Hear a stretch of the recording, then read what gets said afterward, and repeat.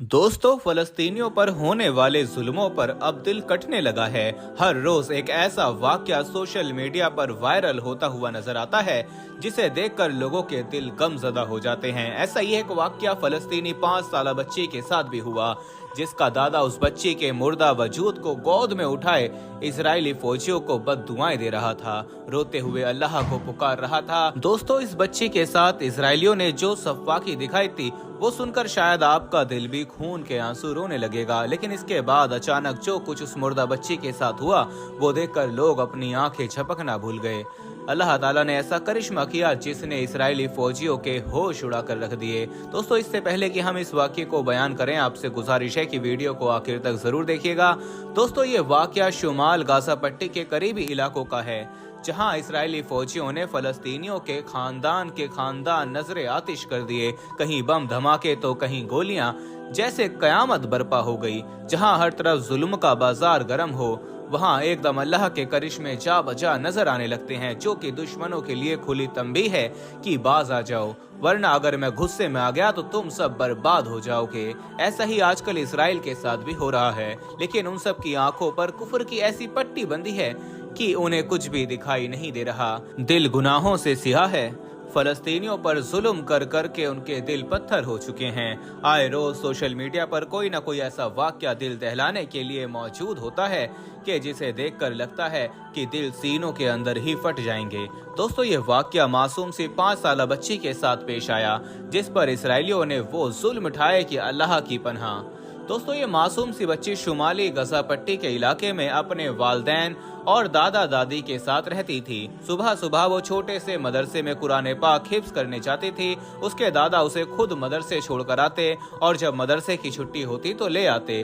वो बच्ची भी तीसरे पारे की छोटी छोटी सूरतों को हिफ्ज कर रही थी। ये मासूम बच्ची काफी ज़हीन थी और बहुत शौक से कुरान पाक की तिलावत किया करती थी। जब फलस्तीनी नौजवान ने इसराइलियों के मजालिम से तंग आकर हफ्ते की सुबह उन पर हमला किया तो इसराइलियों से अपनी शिकस्त बर्दाश्त न हुई, इसलिए उन्होंने गाजा पट्टी पर दोबारा से अपने मुजालिम शुरू कर दिए। दोस्तों, ये मासूम बच्ची उस वक्त मदरसे में बुलंद आवाज से सूरतों को याद करके दोहरा रही थी। जब मदरसे के अहाते में इजरायली फौजी दाखिल हुए तो उन्होंने पूरी मस्जिद और मदरसे की जगह को अपने हिरासत में ले लिया। ये छोटी सी मस्जिद थी। बहुत से नाजरा और हिफ्ज करने वाले बच्चे इसराइलियों को देखकर घबरा गए। वहां पर मौजूद मौलाना और मुफ्ती खड़े हो गए और इसराइलियों से ये कहकर उन्हें वहां से जाने को कहने लगे कि यहाँ पर अल्लाह की इबादत और सिर्फ कलाम पाक सिखाया जाता है, लिहाजा आप लोग यहाँ से जा सकते हैं। लेकिन इसराइलियों ने उन मौलाना और मुफ्तियों को भी मारना शुरू कर दिया। ये सब देखकर बच्चे सहम कर एक कोने में चले गए और उनमें वो बच्ची भी शामिल थी। एक हंगामा आराई थी जो कि मदरसे में शुरू हो चुकी थी।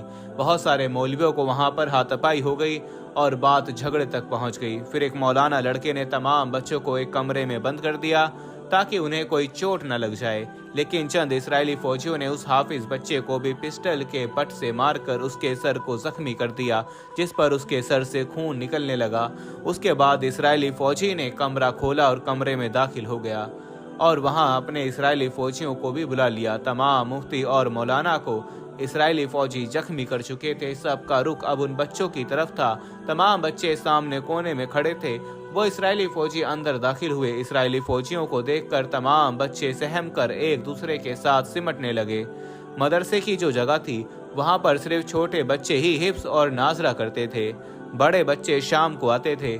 वो मोहल्ले की एक छोटी सी मस्जिद थी जहां पर मस्जिद के औकात के बाद सुबह के वक्त छोटे बच्चों को कलाम पाक की तिलावत दी जाती थी। दोस्तों, पहले तो 7 साल के तमाम बच्चों को बच्चियों से अलग किया गया और उन्हें एक दीवार के साथ लगा दिया गया और कहने लगे कि अपने दोनों हाथ ऊपर कर लो। वो बच्चे रोने लगे, कहने लगे हमें अपने घर जाना है। वो बच्ची भी रो रही थी, बार बार अपनी माँ को पुकार रही थी। बच्चों के रोने की आवाजों से वो मदरसा गूंज उठा था।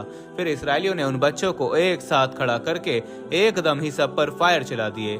बच्चों की चीखों पुकार हर तरफ गूंज रही थी। तमाम 7 साल बच्चे मर चुके थे। ये देखकर जितनी बच्चियां वहां मौजूद थीं वो चीख उठीं। इसके बाद इसराइली फौजियों का रुख उन बच्चियों की तरफ हुआ। उन्होंने बच्चियों के हाथ पांव बांध दिए। वो बच्चियां चीखने लगीं कि हमें अपने घर वालों के पास जाना है, लेकिन उन बेरहम इसराइलियों को जरा भी बच्चियों पर रहम न आया। सबसे पहले उन्होंने उस मासूम बच्ची को पकड़ा और एक तेज धार चाकू से उसका कान काट दिया। वो बच्ची बिलखने लगी, रोने लगी। तकलीफ की शिद्दत इस कदर ज्यादा थी कि वो चिल्ला चिल्ला कर रो रही थी, लेकिन बेबसी ये थी कि हाथ और पांव भी बंधे हुए थे। इसी तरह वो सफाक फौजी बाकी बच्चियों की भी अज़ा काटने लगे। सब के सब तड़प रहे थे, रो रहे थे, अपने हाथ पांव को रस्सियों से छुड़वाने की नाकाम कोशिश कर रहे थे।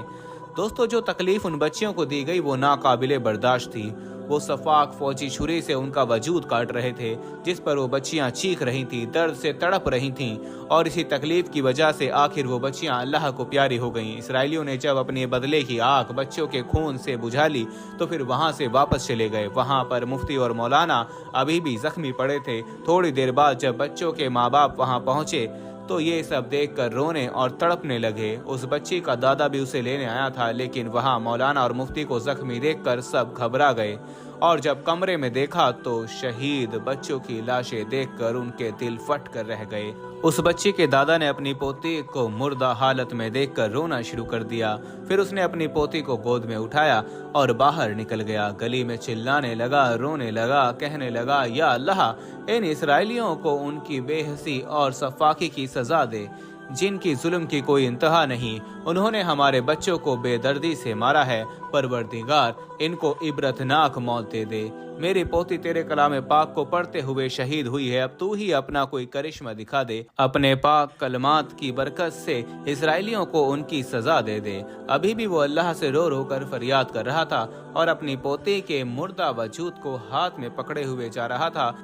घरों में मुकीम लोग जानते थे कि इस छोटी सी मस्जिद में कौन सी कयामत टूटी है, लेकिन सब खामोश थे, अंदर ही अंदर रो रहे थे, अल्लाह से दुआ गोते कि दादा की सिसकियों में एक और आवाज सुनाई दी। उस मासूम बच्ची के दादा फौरन चुप हुए। उन्हें लगा जैसे उनके हाथ में मुर्दा वजूद में हरकत पैदा हुई है। उन्होंने फौरन अपनी पोती की तरफ देखा, जिसका ना नाक था, ना कान था, होठ भी कटे हुए थे, चेहरे पर खून ही खून था। लेकिन उन्होंने देखा कि जैसे ही वो चेहरा दोबारा सलामत हो गया हो, ये चीज वापस आ गई हो, वो मुस्कुरा रही हो। मगर अचानक से उस बुजुर्ग ने देखा कि उसकी पोती के जिस्म से एक सफेद नूर उठ रहा है, और वो नूर उठकर आसमान की तरफ जाने लगा है। उस बुजुर्ग की नजर जैसे ही आसमान की तरफ उठी तो उन्हें लगा कि उनकी पोती आसमान में परिंदों की तरह परवास कर रही है और कह रही है, दादा अब्बा, जन्नत में मुलाकात करेंगे इंशाअल्लाह, आप फिक्र मत करना, अल्लाह ताला फलस्तीनियों को फतह देंगे, हम मासूमों के खून कभी भी रायगा नहीं जाएंगे। ये कहते हुए उसका वजूद हवा में तहलील हो चुका था। उसके बाद बम धमाकों की आवाजें आने लगीं। जहां पर इसराइलियों ने अपने मोर्चे बनाए थे वहां पर शदीद बमबारी हुई और साथ ही आग लग गई। तमाम इसराइली जलकर राख हो गए। जब ये खबर उस बच्ची के दादा तक पहुंची तो वो समझ गए कि उन मासूम बच्चों की बद्दुआओं और सिसकियों ने रब्बे जुलजुलाल को इसराइलियों पर गुस्सा दिला दिया है। दोस्तों, अल्लाह ताला ने अपने गुस्से की एक मामूली सी झलक दिखाई है और ये लोग खाक हो गए। बेशक मासूमों के खून का एक कतरा भी जाया नहीं हुआ और ना होगा। बेशक फलस्तीनी बच्चे जो शहीद हो चुके हैं वो जन्नत में होंगे। इसराइली जो अपनी सफाकी इस वक्त फलस्तीन में दिखा रहे हैं, उनके लिए दुनिया भी जहन्नम है और आखिरत भी। दुआ है कि अल्लाह ताला तमाम फलस्तीनी जो शहीद हो चुके हैं उनके लवाहिकीन को सब्र जमील अता फरमाए। आमीन या रब्बुल आलमीन।